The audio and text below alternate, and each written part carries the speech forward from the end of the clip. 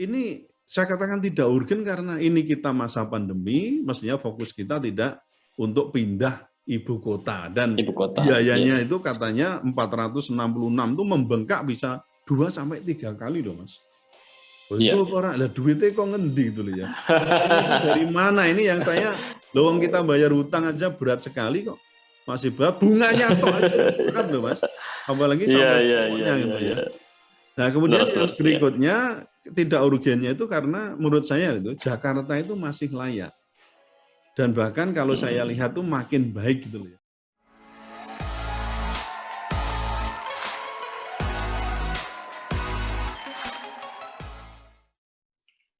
Ya, assalamualaikum warahmatullahi wabarakatuh.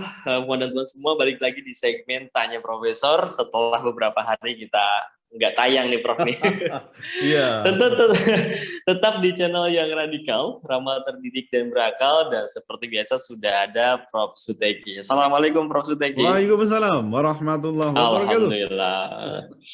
Prof, saya itu baca berita Tempo ya, dan berita ini di screenshot di mana-mana ya, di Twitter ada, di Instagram ada gitu. Iya. Karena judulnya itu Kepala Bappenas nggak tahu ya ada konsesi tambang di ibu kota negara. Wow, ini kan seksi judulnya. Di calon Jadi ibu kota negara itu ya. Di calon ibu kota negara ya. Saya sedikit bacakan Prof cuplikan awalan. Jadi Menteri Perencanaan Pembangunan Nasional sekaligus Kepala Bappenas Suharto siapa itu? Monwarfa ya.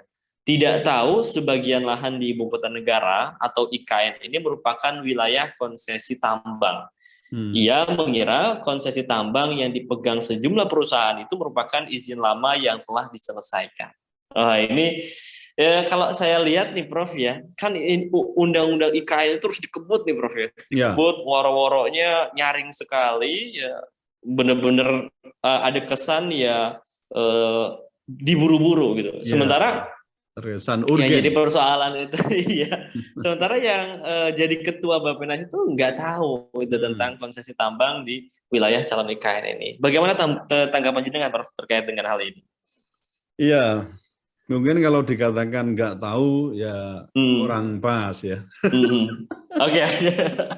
Katakan saja kurang tahu. Kurang tahu. Oke, baik. Namanya eufemisme itu ya Mas. Iya baik. Nah ini kadang-kadang kita ini ya maunya itu pakai bahasa yang langsung, tapi kadang-kadang dianggap katanya wah tidak etis ya misalnya jelek ya kurang baik itu ya. Iya betul Prof itu. Banjir itu genangan air. Oh ya. Aduh. Oke ya, ke pertanyaan Anda tadi. Ya saya katakan ironis gitu ya, ironis. Karena Bappenas itu kan sebenarnya setelah bekerja untuk program IKN ini sudah sejak tahun 2017. Nah, jika sampai Bappenas itu kurang tahu, bahkan mungkin tidak tahu persis gitu ya. Nah, ini tidak tahu persis. Pada lokasi IKN itu terdapat konsesi lahan tambang, hal ini sebenarnya malah semakin menunjukkan bahwa dugaan orang selama ini di situ ada aib, ada borok-boroknya proyek IKN itu tampaknya makin terbongkar gitu loh. Nah, sekaligus itu juga membuktikan ya bahwa mega proyek ini dapat diduga itu memang diperuntukkan demi melayani kepentingan oligarki. Ini kalau kita kait-kaitkan itu kok tampaknya apa ya benar ya, ini kan kita semua masih dugaan. Karena yang paling tahu itu yang mereka yang bekerja itu. Kalau kita misalnya dari luar ya menduga, loh kok begini gitu loh. Nah, berikutnya hal ini juga patut diduga bahwa mega proyek ini kurang direncanakan secara matang ya sejak tahap perencanaan. Kan bagaimana mungkin ya seorang menteri dan juga ketua Bappenas itu kemudian kurang tahu mengenai kondisi real, kurang tahu mengenai kondisi real di daerah IKN itu, bahwa ternyata kan bukan hanya ada tapi banyak pemilik, maksud saya itu adalah konsesi tambang di situ. Nah, bagaimana mungkin ya lahan IKN yang akan digarap dengan duit negara yang di awal itu direncanakan ya di RUU ya, yang akan nanti disahkan menjadi undang-undang itu kan sekitar 466 triliun. Ya bagaimana mungkin dengan proyek semacam ini kok tidak atau kurang diketahui secara detail pejabat perencanaan itu sejak dini.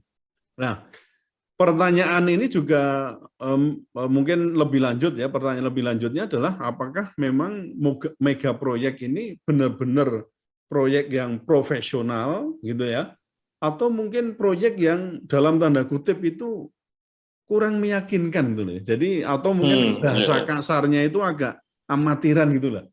Padahal kan kita kemarin kita juga sudah sudah banyak kan yang dilakukan untuk dengar pendapat ya, dengan searching ya, penelitian, dengan ke lapangan, dengan banyak ahli-ahli yang didatangkan. Masa hal yang demikian itu kemudian kok tidak sampai terdeteksi? Ini kan persoalan besar ini. Dan padahal ini ada data inti ya, artinya, tanah itu ya. Iya, Bappenas itu bisa kerjasama dengan BPN kan begitu kan, minta data di BPN itu sebenarnya setelah di mapping ini siapa sih pemiliknya atau pemilik konsensi atau mungkin siapalah ya, di situ mungkin juga ada disebut dengan HTI ya. HTI tahu nggak Mas? Iya. HTI itu bukan hutan Indonesia. Tapi hutan tanaman industri ya. Hutan tanaman Indonesia. Iya, HTI-nya nanti orang bingung lagi. Wah, di sana ada HTI ya? Iya ada, hutan tanaman industri gitu loh. Nah, kemudian yang lebih mengherankan itu kan gini ya, kalau kita lihat itu loh, kok malah wartawan senior seperti Mas Edi ya, wartawan senior di FMN itu justru lebih bisa secara detail mengungkapkan apa saja yang ada di atas lahan IKN ini, ya, ketimbang dari Bappenas. Tentu saja kan Mas Edi saya kira juga tidak bekerja sendiri, artinya kok ke sana sendiri memetakan, tapi saya lihat memang mendapatkan informasi itu dari dokumen Walhi, kan itu kan, Walhi Kalimantan Timur. Nah, ternyata menurut Walhi itu ya, yang kemudian disitir oleh Mas Edi Mulyadi yang sekarang juga ada sedikit masalah ya. Ternyata kalau tadi saya dikirimi panggilannya, ini tadi hari ini kan mestinya dipanggil nih Mas Edi. Mestinya dipanggil. Dan ternyata tidak hadir, yang hadir adalah penasihat hukumnya. Alasannya ya salah satunya ini secara formal surat panggilannya itu cacat kan begitu, karena masa tenggangnya itu tidak cukup ya, mestinya 3 hari tapi baru 2 hari sekian itu sudah kemudian harus hadir tanggal ini. Kan suratnya itu tanggal 26, tanggal 28 mosok sudah hadir kan enggak bisa. Jadi harusnya tanggal 30 itu paling cepat kan gitu. Nah, hari ini itu ada surat lagi tertanggal 28, ini sudah diterima oleh penasihat hukumnya atau dalam hari ini sudah diterima Mas Edi itulah begitu ya. Tapi mau disidik atau diperiksa itu tanggal 31. Nah, ya kurang lagi ya kan. Ini berarti tidak sesuai dengan pasal 227 dan 228. Dua itu harus digabung. Kalau digabung itu kan masa tenggangnya itu 1 hari setelah diterima mulai dihitung. Jadi kalau ini diterima tanggal 28 mestinya 20 hitungannya 29 30, 31. Nah, tanggal 1 itu paling cepat. Ya, 1 Februari paling cepat dipanggil atau untuk hadir di Bareskrim. Itu gitu loh ceritanya. Nah, kembali ke persoalan ini ya. Ini nanti ada persoalan lain lah gitu.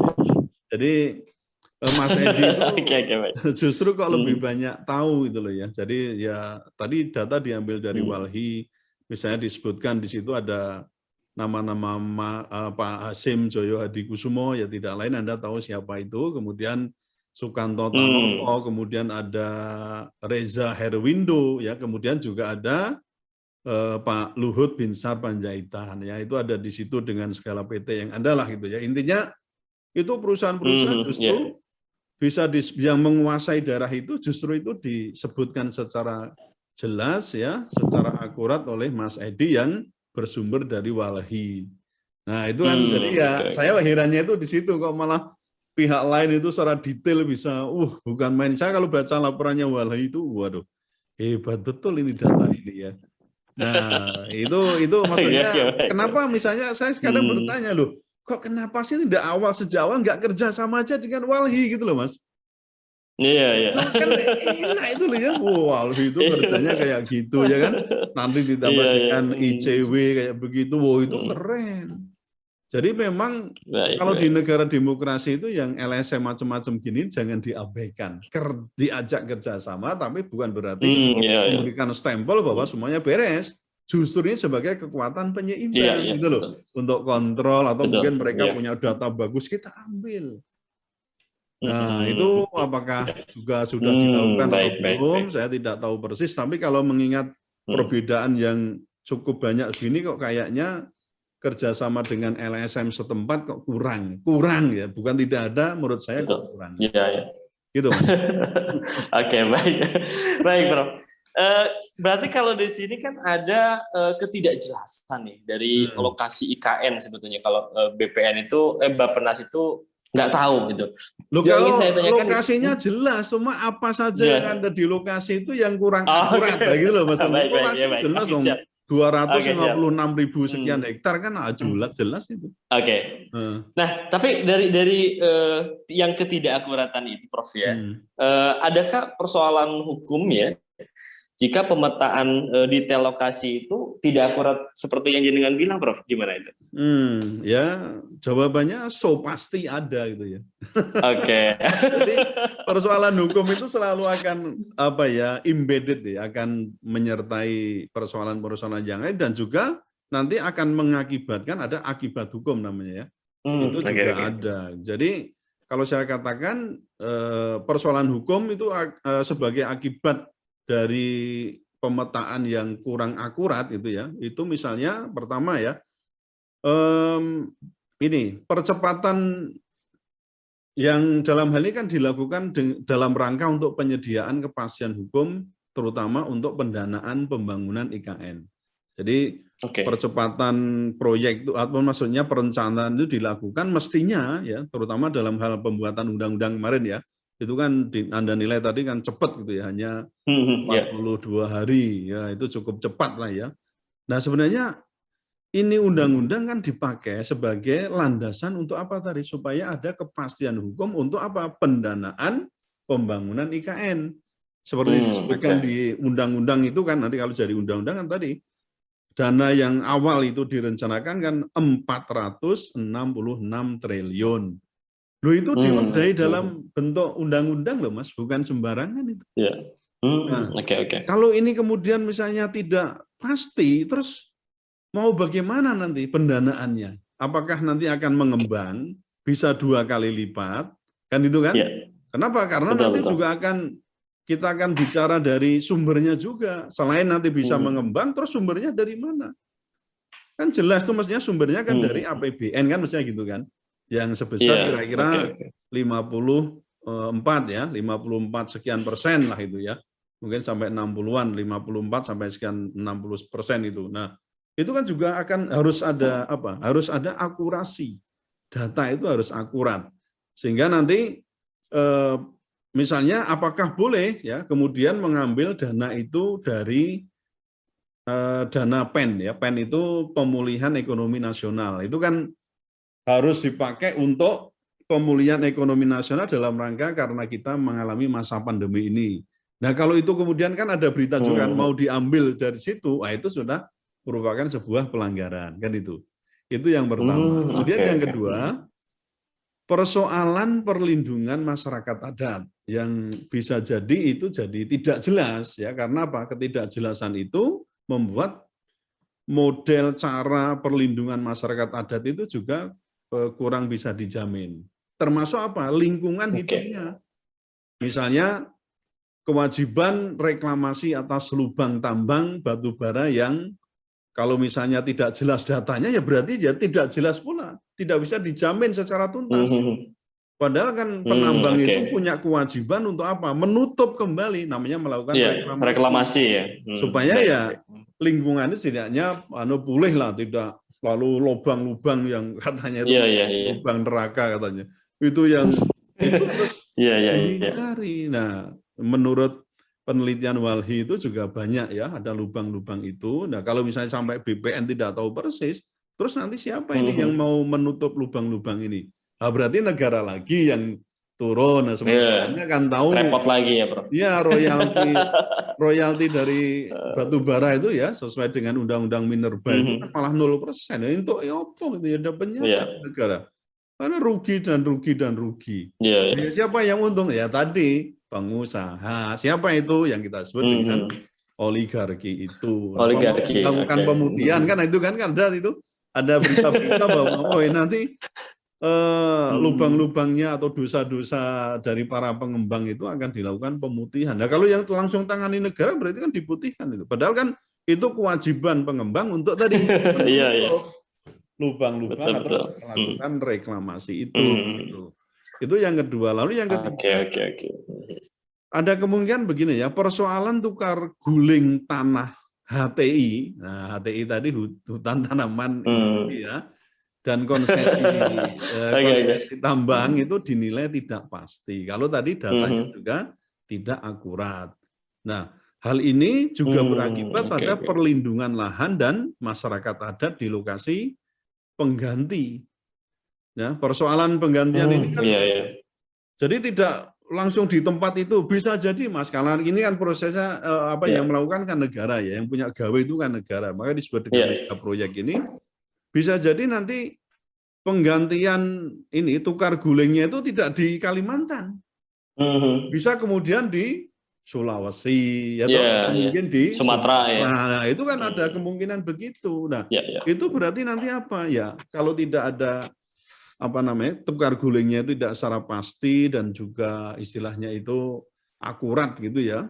Datanya nggak akurat, ya bagaimana untuk tukar guling itu bisa dalam tanda kutip ya, itu bisa saja dipermainkan. Nah, jadi kalau ada permainan di situ, Anda bisa tahu sendiri ada kemungkinan nanti ya yang berikutnya itu adalah ada celah untuk dilakukan korupsi, apakah dengan memperkaya pejabat atau mungkin dengan memperkaya orang lain ya, itu yang dilakukan oleh pejabat kan tidak mungkin nih. Tukar guling tanpa melibatkan pejabat kan nggak mungkin, karena kan setiap daerah itu ada pejabat yang bertanggung jawab gitu loh. Ya, ada potensi. Jadi, itu ya, Prof. Ya, berikutnya yang keempat adalah persoalan potensi atau celah korupsi ketika misalnya tukar guling itu tidak dilakukan secara transparan. Dan Anda tahu sendiri kan, kalau sudah model begini kan lalu muncul namanya ya banyak makelar tanah ya kan. Nanti yang gabung lagi yang ada konflik of interest yang pernah kita bicarakan ada ya pengusaha dan penguasa. Nah, itu kalau sudah begitu ditambah dengan persoalan spekulan tanah itu. Jadi ini celahnya demikian lah. Jadi ada 4 dengan hukum ini yang saya kira memang harus diperhatikan. Belum lagi nanti mungkin ya ada juga yang terkait dengan persoalan hak asasi manusia. Nah ini kan karena lingkungan itu termasuk HAM ya, jadi lingkungan hidup itu termasuk artinya untuk bisa nyaman, menikmati lingkungan hidup yang baik itu menjadi salah satu dari hak asasi manusia. Ya Prof, saya tertarik tadi di poin 2 ya, bagaimana jenengan berbicara tentang perlindungan masyarakat adat nih Prof. Yang ingin saya tanyakan itu bagaimana sih jenengan melihat nasib masyarakat adat dari pemindahan ini, terkhusus di daerah Penajam Pasir itu ya? Ya, saya tentu bicara atas dasar ada data ya yang dikemukakan oleh Walhi ya, Wahana Lingkungan Hidup Indonesia. Itu mencatat di lahan IKN yang seluas 256,1 ribu hektar ya, itu bukan tanah kosong kan, ceritanya begitu ya. Jadi memang bukan tanah kosong, di sana ada penghuninya. Nah, Direktur Walhi Kalimantan Timur yang bernama Mas Yohana Tiko itu mengatakan ada masyarakat adat yang hidup di sekitar kawasan IKN. Itu sejak 1963. Nah, dijelaskan di situ, kemudian ada data ya mengenai desa-desa yang ada di seputar lahan IKN itu. Walhi menyebutkan ada 26 desa dan kelurahan ya. Oke. Yaitu di Kecamatan Sepaku ada 23 desa dan kelurahan di Kecamatan Samboja. Ada 8 desa dan kelurahan di Kecamatan Muara Jawa, serta 15 desa dan kelurahan di Kecamatan Lowakulu. Nah, ini jadi kalau dihitung semua itu ada jumlah penduduk mencapai lebih dari 185.000 ya di 4 kecamatan itu. Nah, mereka ini diperkirakan itu akan terdampak atas masuknya, kalau ini nanti mungkin dihitung-hitung ya, Wali sudah ngitung kira-kira nanti yang masuk ke IKN ya, Ibu Kota Nusantara ini kira-kira berapa. Itu dihitung kira-kira ada 7.687 jiwa perpindahan pegawai lembaga negara atau juga lembaga pemerintah dan pendukungnya. Nah, serta otomatis akan menekan populasi yang sebelumnya sudah tinggal di sana. Ya, artinya memang di situ nanti akan ada dampak tersendiri. Perpindahan dan penambahan penduduk di IKN itu akan berpotensi ya Mas ya, ingat ya, berpotensi menggerus masyarakat di sekitar. Ya, jadi yang lebih dikhawatirkan lagi itu adalah akan punya potensi konflik sosial dengan penduduk lokal yang jelas memiliki sejarah yang panjang di situ. Kita katanya tadi sebutkan sejak tahun 1963. Nah, oleh karena itu, yang jelas begitulah, namanya daerah baru, ada pendatang baru, itu kan orang kalau dalam bahasa budaya itu ada semacam shock culture itu loh Mas. Jadi ada kemungkinan terjadi gesekan dan itu wajar lah, itu wajar. Nah, oleh karena itu, memang kemudian harus dicari jalan keluarnya, yaitu apa? Harus ada kepastian dari pemerintah bahwa tidak ada penggusuran misalnya. Itu harus ada di statement itu dikatakan tidak ada penggusuran. Kan toh misalnya ada penggusuran harus diperlakukan secara betul-betul manusiawi. Saya juga pernah istilahnya mengerjakan ya ada studi sosial begitu dalam rangka untuk penggusuran atau namanya relokasi ya. Jadi ada pengadaan tanah, kemudian ada yang terkena dampak yang namanya affected people gitu ya. Nah itu harus harus direlokasi harus sediakan betul tempatnya, fasilitas umumnya, kemudian juga perlu dibangunkan tempatnya gitu ya. Itu begitu. Nah ini misalnya ada penggusuran, ya harus diperlakukan secara manusiawi. Justru itu memang persyaratan utama mestinya loh ya, kalau misalnya apalagi kalau misalnya ada dana pendamping dari luar negeri misalnya, itu biasanya luar negeri akan meminta supaya proyek itu dijalankan tidak boleh dengan melanggar HAM. Ya, intinya begitu, harus membuat orang-orang yang dipindahkan itu tetap sejahtera. Itu loh, ceritanya begitu. Kalaupun itu ada gitu ya. Nah, kemudian yang kedua, pemerintah itu harus memastikan bahwa pengelolaan IKN itu akan memperhatikan hak atas tanah yang dimiliki oleh kelompok masyarakat asli. Jadi pemerintah harus dalam hal ini apa caranya? Ya harus melakukan sosialisasi dengan masyarakat sejak awal rencana pemindahan ibu kota ini. Itu sebuah keharusan. Nah, itu untuk apa? Kembali ke tadi, supaya konflik lahan, konflik sosial, konflik horizontal itu tidak terjadi. Kemarin kan ribut-ribut soal Mas Edi itu kan banyak kita saksikan tuh. Mereka itu sebenarnya, kami itu suka, kami senang, kami bangga ketika ibu kota negara itu dipindahkan ke Kalimantan Timur itu. Nah itu nanti lalu kita tuntut. Dan kalau demikian, mestinya masyarakat setempat juga mengurangi adanya konflik lahan atau konflik sosial yang berpotensi terjadi. Itu kita tagih kalau begitu. Gitu maksudnya. Baik. Menarik, Prof. Ya, Prof. Ini saya bertanya terakhir nih, Prof. Singkatnya, jenengan tuh dukung atau menolak IKN sih, Prof? Wah, paling mumet kalau ditanya soal itu paling ya gimana itu? Mau dijawab apa, Mas ya? Jadi gini saya menjawab tentu bukan tanpa alasan ya. Prinsipnya ya, saya tidak setuju karena ada beberapa pertimbangan. Ya, tolong ya, ini catatan ini. Jadi saya ngomong bukan tanpa alasan. Yang pertama tadi, sejak kita bicara tadi dari awal, kan mapping baik fisik maupun non fisik itu ternyata kan tidak komprehensif, tidak transparan dan akurat, atau bahasa halusnya kurang komprehensif, kurang transparan dan kurang akurat. Nah, itu aja Mas. Wes itu paling selamat ya, semoga selamat. Jadi ini buktinya tadi kok sampai lo datang masuk kayak gitu gak diketahui itu piye gitu loh. Atau kurang diketahui itu bagaimana itu? Itu kan itu bukti gitu loh. Kita ngomong bukan sembarang. Oh, itu keterangannya ada kok ya. Baru setelah telepon ke kepala BPN-nya ternyata ternyata ada pembagian konsesi maksudnya di sana. Itu konsesi. Kan, menurut saya ya lebih baik terlambat lah daripada tidak tahu sama sekali. Nanti orang repot juga nanti. Itu yang pertama ya, alasannya yang pertama. Yang kedua, tidak urgen. Ya, kenapa? Saya beberapa kali menyatakan karena ini masa pandemi. Kita sedang dalam situasi yang bisa dikatakan ya ekonomi kita juga terpuruk. Bahkan kemarin saya dengar itu di Bukopin atau kemudian di mana ya Mas, itu ada ya berita-berita bahwa akan mem-PHK atau merumahkan lah istilahnya itu sekitar 1.400 atau berapa kemarin saya baca itu. Mohon kalau nanti dikoreksi. Jadi ada mulai ini malah justru meskipun pandemi katanya sudah berkurang dan seterusnya, kemudian Omikron masuk dan itu ternyata dampaknya itu sampai sekarang gitu loh Mas. Itu ada yang dirumahkan, gampangnya di PHK gitulah, tentu dengan pesangon dan lain macam-macam diperhatikan itu. Jadi ini saya katakan tidak urgen karena ini kita masa pandemi, mestinya fokus kita tidak untuk pindah ibu kota dan biayanya itu katanya 466 itu membengkak bisa 2 sampai 3 kali loh Mas. Itu orang lah duitnya kok ngendi gitu loh ya.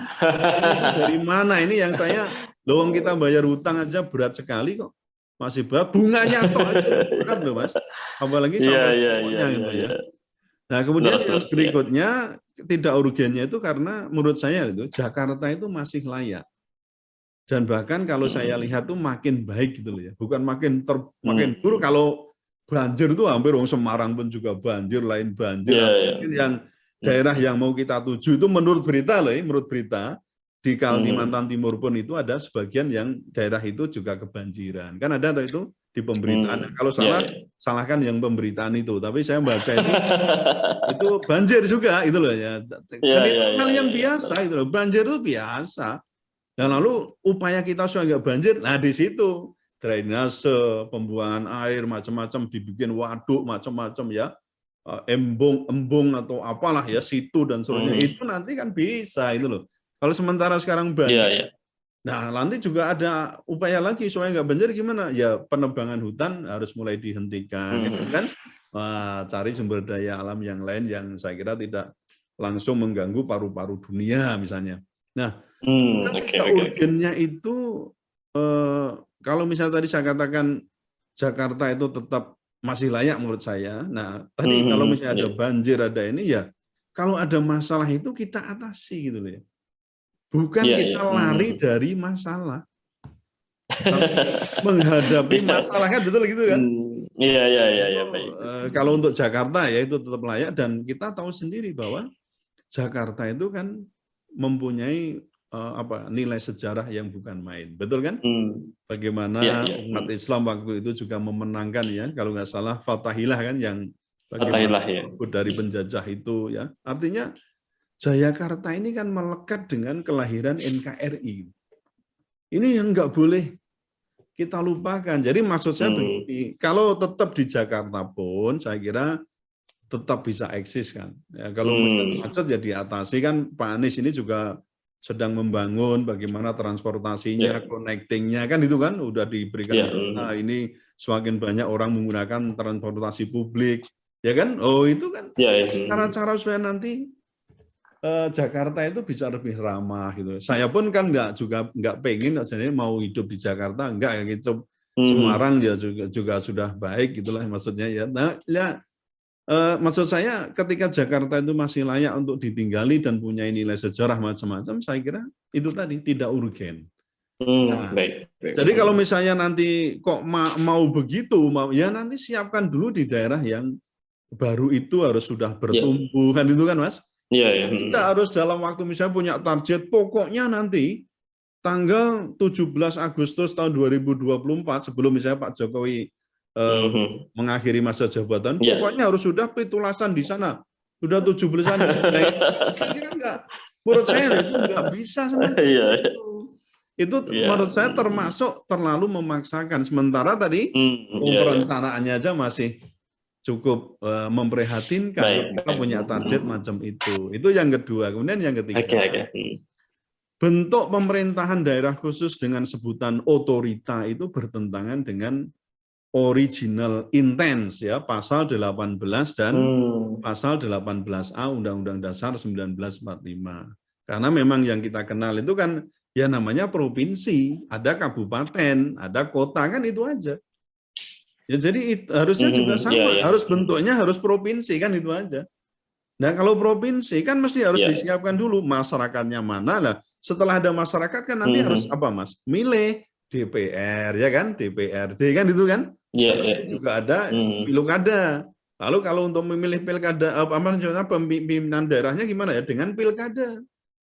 Dan terus kalau tidak ada terus gimana kalau tidak ada masyarakatnya? Maksudnya masyarakatnya itu belum terbentuk itu loh. Terus yang mau milih siapa? Atau 2 kabupaten atau berapa kabupaten yang ini kan juga. Maksud saya begitu. Ini harus ada komunitas tersendiri gitu. Nah kalau belum nanti sama aja cuma pindah gedung tok. Kan gitu. Pindah gedung tok ditambah dengan aparatur kita ini. Maksudnya pegawai-pegawai yang pokok dari Jakarta kemudian dipindah ke sana cuma itu tok. Loh, makanya kan lu kena ngono caranya kan hampir sama dengan pindah kos kan itu aja kan.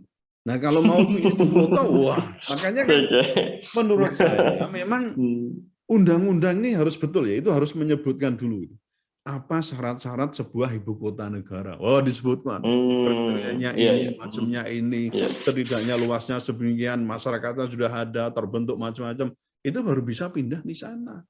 Atau mungkin nggak di Kalimantan Timur, oh ternyata yang memenuhi syarat ini adalah bisa Kalimantan Timur. Kalau kita lihat, oh ada juga, misalnya mau di Papua, mama ya, atau mau di daerah Sumatera mana. Jadi pilihan itu ada karena sesuai dengan kriteria yang tadi ditentukan undang-undang, kan itu kan. Nah ini undang-undang ini kan cuma menunjuk Kalimantan Timur sebagai calon ibu kota baru, kan ditutup, nggak bisa ini nanti dipakai untuk apa? Untuk misalnya kita mau pindah lagi di ibu kota negara lain, berarti harus bikin undang-undang baru, gitu loh. Itu loh, itu harusnya ya kalau kita mikir itu kudu nih. Tapi yang kita ini cuma ngomong yang punya kekuasaan bukan kita. Kemudian yang berikutnya itu yang keempat ya, alasan yang keempat dari saya itu pendanaan mega proyek ini belum jelas ya. Jadi tadi kan masih ada kemungkinan mengembang ya jadi 2 sampai mungkin 3 kali lipat kan. Menurut keterangan Pak Basuki itu ya, itu malah, lah ini kami aja yang PUPR malah belum ada duitnya katanya. Ini berita belum lagi dapat ya. Nanti kalau salah salahkan pemberitaan itu. Nanti silakan cari. Yang mau menjalankan malah belum punya duit. Nah malah terbuka katanya, nanti kalau Cina mau ikut membangun gimana? Wow silakan, ini kan sifatnya video meneh ya kan? Sembuh lah ya. Awuren ya orang ya. Pokoknya awuren. Dirasa aku malahan Mas. Kemudian yang kelima ini tak tuntaskan dulu ya yang kelima. Jika ada HTI ya, HTI itu hutan tanaman industri tadi ya, lalu juga ada konsesi tambang. Juga akan membutuhkan ini tukar guling ke tempat yang lain atau pulau lain itu harus dilakukan secara cermat. Dan ini tampaknya belum ada, kalau saya melihat ya, belum ada perhitungan yang cermat, akurat, dan juga transparan. Nah supaya tadi kalau dilakukan dengan baik untuk menutup celah tadi Mas, celah korupsi. Kalau ini belum dilakukan dengan baik, maka saya katakan, nah ini enggak. Menurut saya ya saya nggak setuju. Nah, makanya kalau supaya saya setuju, kalau Anda tanya saya, ini perbaiki dulu persoalan ini. Kenapa? Karena kan ya itu tadi tukar guling macam-macam kan punya potensi ya untuk merusak lingkungan hidup yang baru kan betul. Kan mungkin akan terjadi namanya perampasan tanah adat. tanah yang namanya dengan tanah ulayat atau hak ulayat itu gitu loh. Itu sangat mungkin. Baik. Nah, kemudian yang keenam, yang keenam ini terakhir ya alasan saya itu. Jika hanya memindahkan kantor-kantor pejabat negara, gitu ya, dengan pegawainya itu, saya kira tidak harus ke Kalimantan atau daerah yang sekarang dituju ini, karena bisa aja kan pindah yang tidak jauh dari Jakarta, apakah itu di Tangerang, apa itu di Banten, apa itu Jawa Barat, kan ada semua masuk tanah yang ya tentu dengan cara namanya pengadaan tanah, kan itu kan. Nah, pengadaan tanah memang harus beli, ya itu resiko, kan. Nah, tapi kan harus bisa dicicil kan nanti. Dicicil artinya kalau memang uang negara itu hanya sedikit, tapi sebenarnya ada juga kok yang menghitung tuh begini Mas. Kalau soal duit, gitu ya. Sebenarnya dari tambang batu bara itu setahun itu bisa mencapai keuntungan tuh 500 triliun tuh Mas. Ada itu yang menghitung kemarin tuh siapa itu? Mas Faisal Basri atau siapa itu? Jadi sebenarnya dari itu kalau kita itu konsisten dari sumber daya alam kita cukup untuk membiayai itu. Nah, cuma itu tadi, kalau sudah konsesi oleh orang, apalagi kok ya pengusaha ini itu macam-macam ya duit yang masuk ke negara berapa? Apalagi royaltinya batu bara itu 0%. 0%. Kita dapat apa? Ampas saja enggak itu lubang-lubang bukan ampas itu. Malah lubang-lubang yang menganga itu ya malah kalau apa istilah diputihkan, waduh lambang mumet kita. Ya. Itu alasannya ada 6 alasan kenapa saya mengatakan saya tidak setuju kalau ibu kota itu dipindahkan, ya bukan omong kosong tapi saya ada reasoning yang itu bisa dipertimbangkan, dan monggo ini para netizen bisa setuju dan tidak setuju dengan pendapat saya. Tapi saya mengatakan tidak setuju itu ada 6 alasan yang saya kemukakan itu. Oke, baik Prof. Suteki, terima kasih ya. Luar biasa. Jadi bisa saya ulang sedikit Prof ya dari obrolan kita. Jadi soal berita yang kemudian dikeluarkan Tempo tentang Bappenas itu tidak tahu adanya konsesi tambang di IKN, di calon IKN, setidaknya memunculkan persoalan hukum diantaranya yang pertama ketidakjelasan pendanaan ya. Yang kedua ada isu perlindungan masyarakat adat ya, karena nanti isu reklamasi dan yang lainnya. Kemudian ada lagi isu kalau tidak salah tukar guling HTI ya, hutan tanaman industri, dan juga ada potensi dari korupsi ketika pertukaran itu tidak dilaksanakan, dihitung dengan cermat. Nah yang menarik kemudian ketika saya tanya, saya tuh nanyanya singkatnya Prof. Tapi kemudian luar biasa. Luar biasa, ada 6 alasan ya yang kemudian Prof. Suteki kemukakan kenapa beliau menolak, diantaranya kurang komprehensif kajiannya, kemudian tidak urgent ya, tidak urgen, kemudian tadi persoalan otorita yang bertentangan dengan original intent ya. Iya, kemudian juga yang keempat ada pendanaan mega proyek yang belum jelas ya. Yang kelima kemudian belum ada perhitungan tadi ya tentang tukar guling. Tukar guling, dan yang terakhir kalau cuma memindahkan kantor ya memang harus ke Kalimantan ya, dan kenapa tidak pilih yang dekat dan yang lain. Ya, betul. Oke, Prof. Suteki, luar biasa ya, kita benar-benar catatannya banyak banget ya. Dan saya serahkan ke Puan dan Tuan yang menonton acara ini sampai di sesi keempat ya. Terima kasih banyak, dan jangan lupa untuk like, comment, share, dan juga subscribe channel Prof. Suteki ini agar kita mendapatkan insight baru dari ulasan berita viral yang diulas secara radikal, ramah, terdidik, dan berakal. Oke, terima kasih Prof. Suteki, terima kasih Puan dan Tuan semua. Saya pamit undur diri. Assalamualaikum warahmatullahi wabarakatuh. Waalaikumsalam warahmatullahi wabarakatuh.